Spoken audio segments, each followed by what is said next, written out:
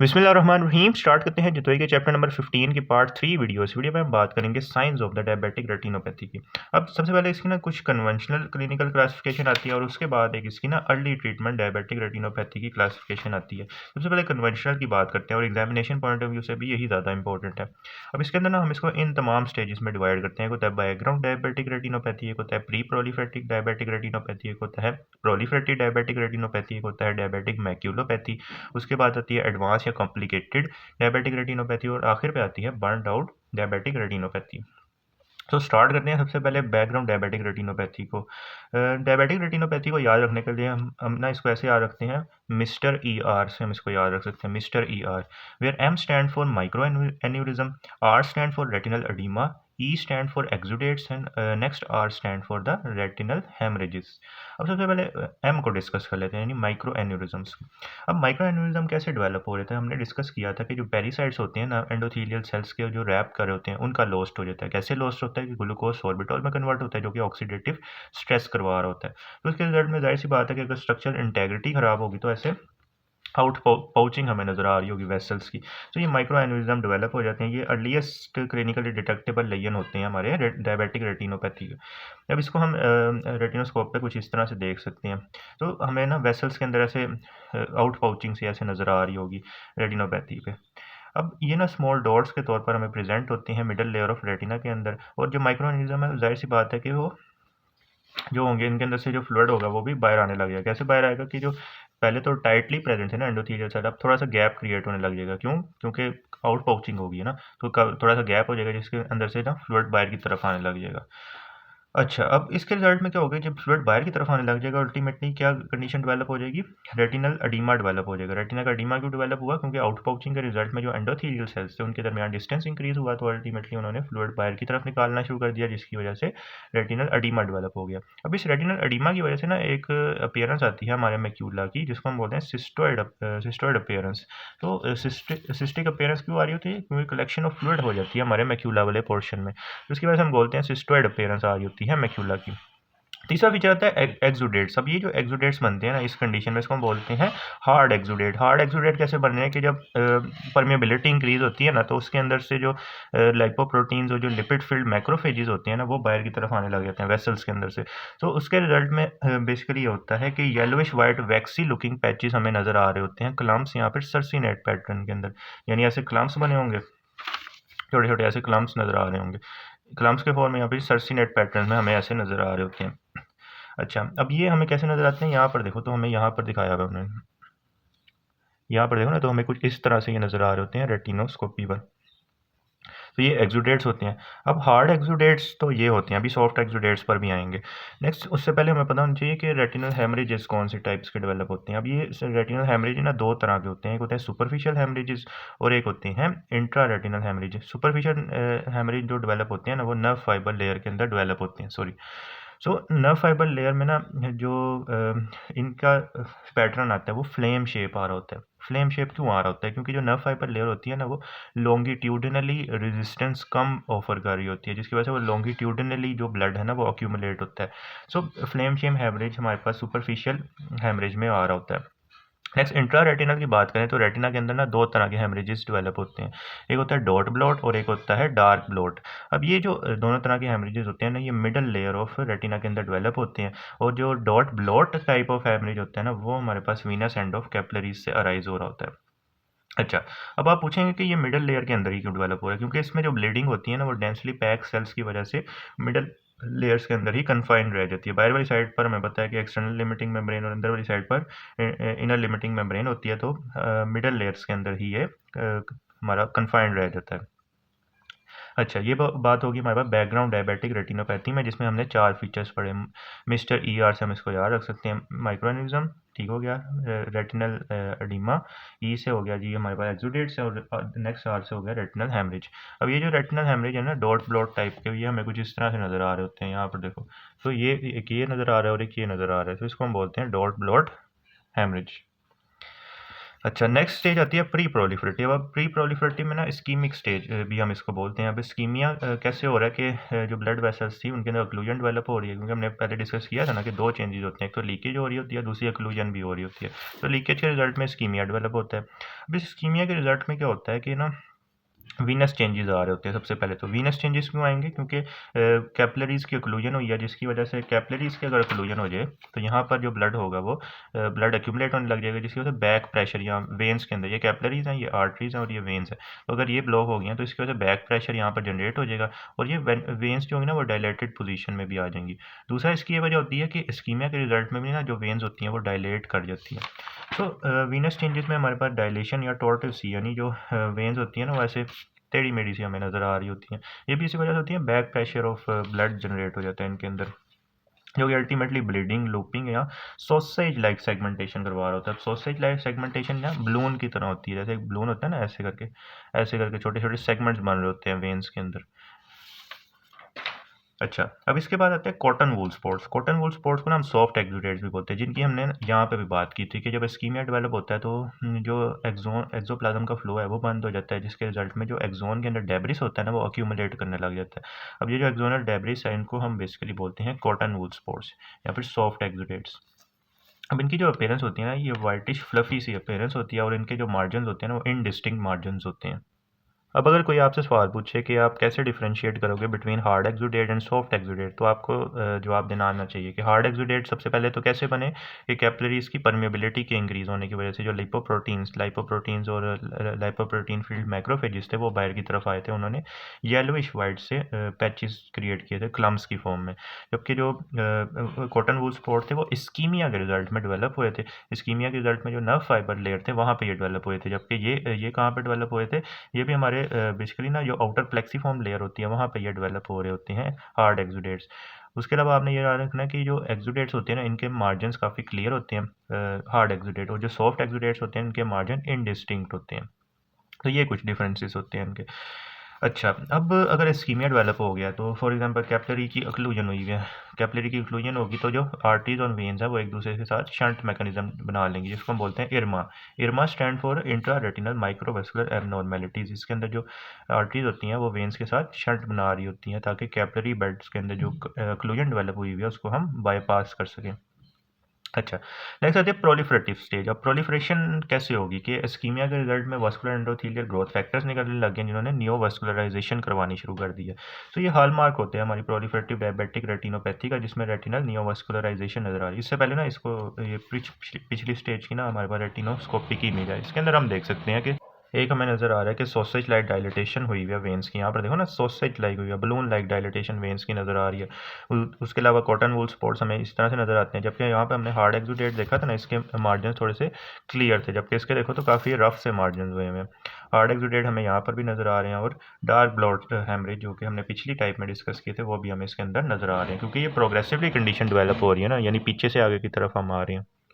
Okay, सो proliferative में हम discuss कर रहे थे कि नियोवास्कुलराइजेशन डेवलप हो जाती है। अब ये नियोवास्कुलराइजेशन डिस्क के रीजन में भी डेवलप हो सकती है और कहीं और भी डेवलप हो सकती है। इसकी बेसिस पे हम इसको कह देते हैं कि नियोवास्कुलराइजेशन एट द डिस्क एनवीडी और नियोवास्कुलराइजेशन एल्सवेयर एनवीई। अब जाहिर सी बात है कि अगर नियोवास्कुलराइजेशन ऑप्टिक डिस्क के डायमीटर ऑप्टिक नर्व का जो हेड होता है उसके वन डिस्क के डायमीटर के अंदर अंदर डेवलप हो तो उसको हम बोलेंगे new vessels at the disc, और अगर वो कहीं और डेवलप हो जाए यानी अवे फ्रॉम ऑप्टिक डिस्क तो उनको बोलेंगे new vessel elsewhere.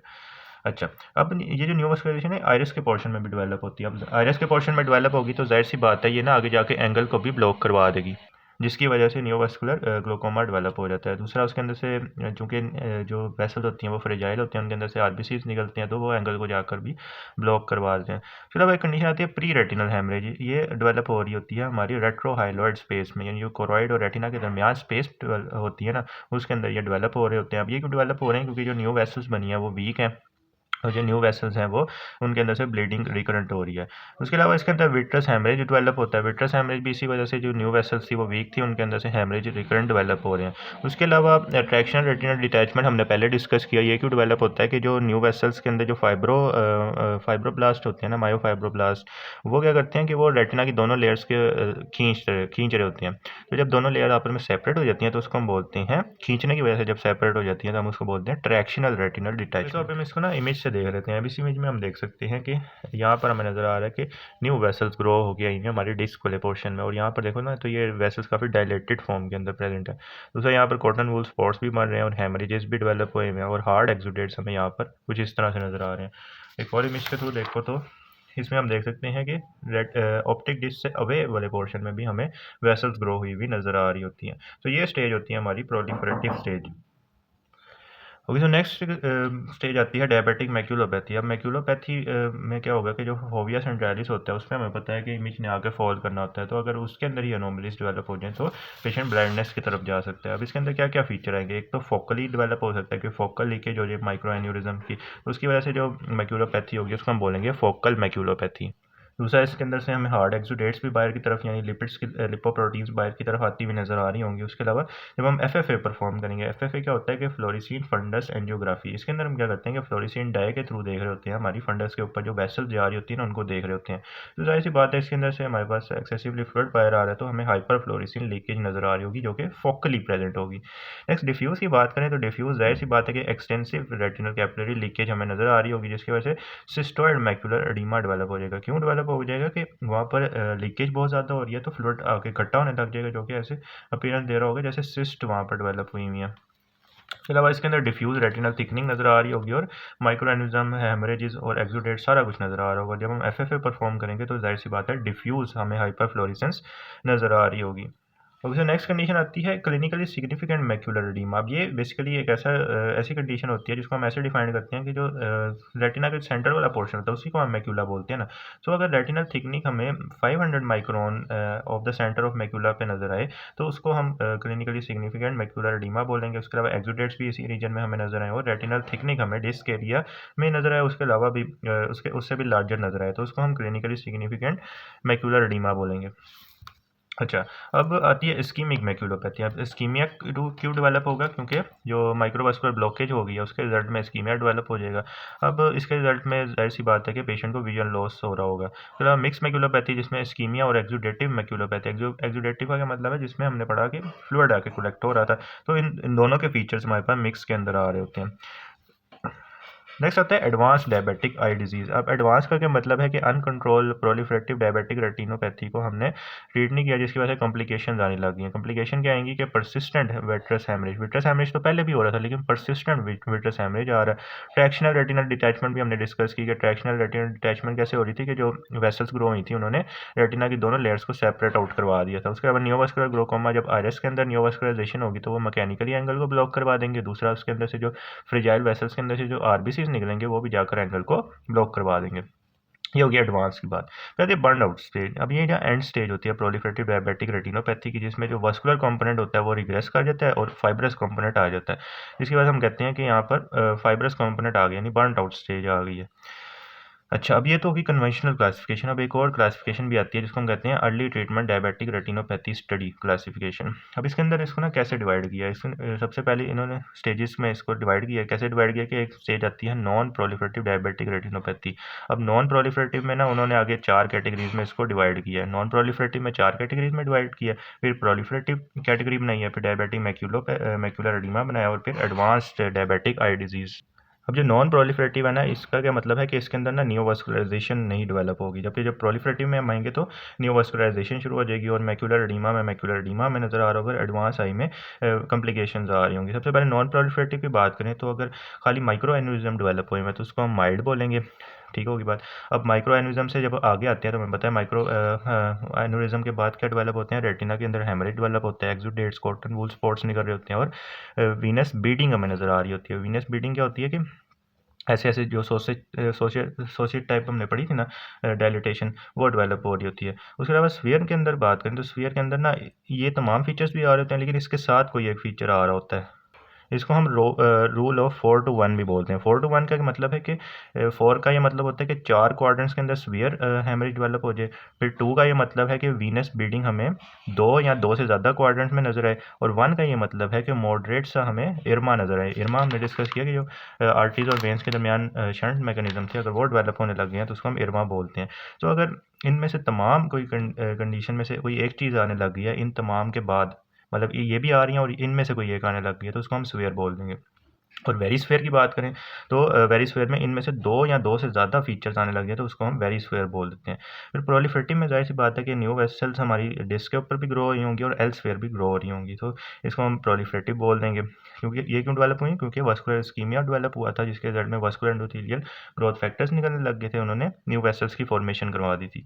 Next diabetic macular edema की बात करें तो ये इसके अंदर ज़ाहिर-सी बात है, अगर फोकली एडीमा डेवलप होगा तो उसको हम फोकल एडीमा बोलेंगे विद एक्सुडेट्स, और अगर डिफ्यूजली मैक्यूला को इन्वॉल्व करने लग जाए तो उसके रिजल्ट में एक्सटेंसिव एडिमा, हैमरेज और एक्सुडेट्स हमें मिल रहे होंगे।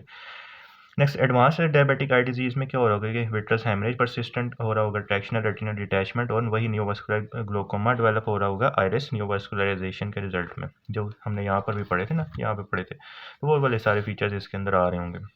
सो ये न्यूअर क्लासिफिकेशन है और ये हमारे पास conventional classification, examination point of view से ये ज़्यादा इंपॉर्टेंट है। अच्छा, अब हम इसको ट्रीट कैसे करेंगे? सबसे पहले डायग्नोसिस की बात करें तो डायबिटिक रेटिनोपैथी को हम डायग्नोस कैसे करते हैं? एक तो डायरेक्ट ऑप्थेल्मोस्कोप से कर सकते हैं, इनडायरेक्ट ऑप्थेल्मोस्कोप से कर सकते हैं, उसके अलावा स्लिट लैम्प बायो माइक्रोस्कोपी से कर सकते हैं। उसके अलावा हम एक इम्पॉर्टेंट आता है एफएफए। एफएफए में बेसिकली होता है कि फंडस फ्लोरिसिन एंजियोग्राफी हम इसको बोलते हैं, कि हम फ्लोरिसिन डाई देते हैं जो कि हमारी रेटिना की जो वेसल्स होती है ना उसको विजुलाइज कराने में हेल्प करवा रही होती है। अब इसके थ्रू हम लीकिंग एरिया को देख सकते हैं, इस्कीमिक एरिया और जो न्यूवास्कुलर एरियाज हैं जहाँ पे नई वेसल्स ग्रो हुई हैं उनको देख सकते हैं। उसके अलावा ओसीटी परफॉर्म करते हैं ताकि हम मैक्यूला वगैरह को डिटेल से देख सकें, क्योंकि मैक्यूलर पैथी तो नहीं डेवलप हुई है, उसको हम डिटेल से देख लेते हैं। अच्छा, फिर आती है इन्वेस्टिगेशन। अब ब्लड शुगर ज़ाहिर-सी बात है इसमें चेक करेंगे, fasting and random blood sugar level check करेंगे। इसके अलावा यूरिन एनालिसिस करवाएंगे, रीनल फंक्शन टेस्ट करवाएंगे, lipid profile and glycosylated haemoglobin के टेस्ट करवा देंगे। उसके अलावा डिफरेंशियल डायग्नोसिस की बात करें तो हाइपरटेंसिव रेटिनोपैथी में भी कुछ ऐसे ही फीचर्स आ रहे होते हैं जिसको हम नेक्स्ट पार्ट में डिटेल से पढ़ेंगे। सेंट्रल रेटिनल वेन के साथ इसके फीचर्स रिजेंबल कर रहे होते हैं, ब्रांच रेटिनल वेन, इन सारों की बात हम करेंगे। उसके अलावा एक डिजीज़ आती है जिसको हम कहते हैं ईल्स पेरीफ्लेबाइटिस। इसके अंदर ये होता है कि जो पेरिफेरल रेटिनल वेसल्स है ना उनके अंदर इन्फ्लेमेशन एंड ब्लॉकेज डेवलप हो रही होती है, तो उसको भी ये रिजेंबल कर सकती है कंडीशन। उसके अलावा एक्यूलर इस्कीमिया सिंड्रोम, इसके अंदर जो कैरोटिड आर्टरी होती है उसके अंदर स्फीयर डिजीज डेवलप हो जाती है, जिसकी वजह से जो आई होती है ना उसके अंदर ब्लड फ्लो कॉम्प्रोमाइज हो जाता है। नेक्स्ट कंडीशन आती है सिकल सेल डिजीज। अब सिकल सेल डिजीज में ये हो रहा होता है कि जो न्यूवास्कुलाइजेशन हो रही होती है, उसके अलावा वीनस चेंजेस आ रहे होते हैं। इसके अंदर पर्टिकुलर कुछ अपीयरेंस आती हैं, जैसे जैसे एक कंडीशन आती है सी फैन न्यूवास्कुलराइजेशन हम इसको बोलते हैं, सी फैन बोलते हैं, और साल्मन पैचेस इसके अंदर डेवलप हो रहे होते हैं। अब इसकी डिटेल में ज़्यादा जाने की जरूरत नहीं है। सिकल सेल डिजीज इसको रिजेंबल कर सकते हैं। उसके अलावा रेडिएशन की वजह से अगर रेटिना ख़राब हो जाए तो वो भी रिजेंबल कर सकते हैं, और लुकीमिया के रिजल्ट में भी ये वाली कंडीशन डेवलप हो रही होती है। और लुकीमिया में भी कुछ करेक्टरिस्टिक पॉइंट आते हैं, जैसे रोथ स्पॉट्स बन रहे होते हैं और मिलरी एन्यूरिज्म, माइक्रो एन्यूरिज्म डेवलप हो रहे होते हैं। अब ट्रीटमेंट क्या करेंगे? ओके सर, जनरल ट्रीटमेंट में हम पेशेंट की एजुकेशन करते हैं, उसके अलावा कंट्रोल ऑफ रिस्क फैक्टर को कंट्रोल करते हैं, डायबिटीज़ वगैरह को कंट्रोल करते हैं, हाइपरटेंशन, एनीमिया, जो हमने रिस्क फैक्टर्स पढ़े थे उन तमाम रिस्क फैक्टर्स को हम कंट्रोल करवाते हैं। ट्रीटमेंट में हम सबसे पहले मेडिकल ट्रीटमेंट देते हैं जिसमें हम एंटी वेजफ्स दे रहे होते हैं। अब एंटी वेजफ्स क्या करेंगे कि जो न्यूवास्कुलराइजेशन डेवलप हुई थी उसको प्रिवेंट करवा रहे होंगे। ठीक होगी बात। उसमें कौन कौन से एजेंट आते हैं? एक आता है बिवासिजुमैब, रानीबिजुमैब एंड बरसेप्ट इसके अंदर आ रहे होते हैं। उसके अलावा हम मैक्यूलर एडीमा को कम करने के लिए ना इंट्राविट्रेल स्टीरॉइड्स भी दे रहे होते हैं। ये क्या करते हैं कि मैक्यूला के अंदर जो एडीमा डेवलप हो रहा है ना उसको कम कर देते हैं। उसके अलावा बात करें तो ये स्टीरॉइड होते हैं ना सेकेंडरी ग्लोकोमा और कैटरेक्ट भी करवा सकते हैं, तो उसको देखना ज़रूरी होता है। लेज़र फोटोकोएगुलेशन करते हैं कि जो हाइपोक्सिक यानी जो इस्कीमिक रेटिना होता है उसको हम डिस्ट्रॉय कर देते हैं, जिसकी वजह से वो अंदर से वस्कुलर एंडोथेलियल ग्रोथ फैक्टर्स निकालना बंद कर देता है, तो अल्टीमेटली न्यूवास्कुलराइजेशन भी बंद हो जाती है। उसके अलावा जो लीकेज वाले एरिया होते हैं उसको भी ये क्लोज करवा देता है। अब लेज़र एप्लीकेशन कैसे कर सकते हैं? एक तो फोकल पैटर्न में हम कर सकते हैं कि फोकली हम मैक्यूलर एडीमा को ट्रीट करें। अब यहाँ पर हमें नज़र आ रहा है फोकल लेज़र ट्रीटमेंट हमें इसमें नज़र आ रहा है, यहाँ पर देखो ना, फोकली हमने मैक्यूला को ठीक किया। और एक पैटर्न आता है ग्रिड पैटर्न। ये ग्रिड पैटर्न ना हमें कुछ इस तरह से नज़र आता है, लेज़र बर्न्स के तौर पर हमें इस तरह से नज़र आता है, जो कि हम डिफ्यूज मैक्यूलर एडीमा में कर रहे होते हैं। फिर अब आता है पैन रेटिनल फोटोकोएगुलेशन। ये हम तब करते हैं जब प्रोलिफरेटिव कंडीशन आ गई होती है, जिसमें हम स्कैटर लेज़र ट्रीटमेंट करते हैं। तो ये तीन आ रहे होते हैं, एक फोकल होता है, एक ग्रिड पैटर्न होता है, एक पैन रेटिनल होता है। सर्जरी हम क्या परफॉर्म करेंगे? सर्जरी में ना हम इसको ना लेज़र के साथ कंबाइन करके दे रहे होते हैं कि जो एंडोलेजर पैन रेटिनल फोटोकोएगुलेशन है ना, उसके साथ हम पार्स प्लानर विट्रेक्टमी परफॉर्म कर देते हैं। अब पार्स प्लानर विट्रेक्टमी हम ना क्यों करते हैं कि अगर तो डेंस विट्रस हेमरेज डेवलप हो रहा है, ठीक है, ट्रैक्शनल रेटिनल डिटैचमेंट का खतरा है, ठीक है, उसके अलावा प्री मेच्योर रेट्रोहाइलॉइड हेमरेज हो रहा है, प्री मैक्यूलर, उसके अलावा ट्रैक्शनल मैक्यूलर एडिमा अगर डेवलप हो रहा है, तो उन तमाम कंडीशन में हम पार्स प्लानर विट्रेक्टमी परफॉर्म करते हैं। अब ये जो ट्रीटमेंट है ना, ये एग्जामिनेशन पॉइंट ऑफ व्यू से भी इंपॉर्टेंट है। सबसे पहले मेडिकल ट्रीटमेंट लिखना होता है, फिर लेज़र, एंड देन फिर आखिर पे सर्जिकल ट्रीटमेंट हमने लिखना होता है। तो हमने हम बात कर ली डायबिटिक रेटिनोपैथी की। अब नेक्स्ट पार्ट में हम हाइपरटेंसिव रेटिनोपैथी की बात करेंगे। If you like this video then kindly share with your friends and subscribe to my channel.